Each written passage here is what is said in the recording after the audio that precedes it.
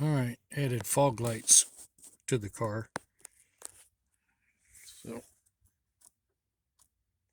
as the light's on, and underneath the hood here, you'll see it light up in a minute. I have a LED that represents the fog lights that you'll see right here.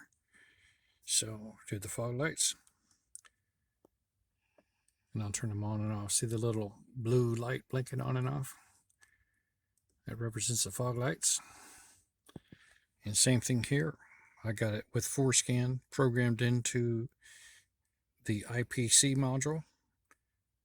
You can see the fog light indicator also coming on at the same time.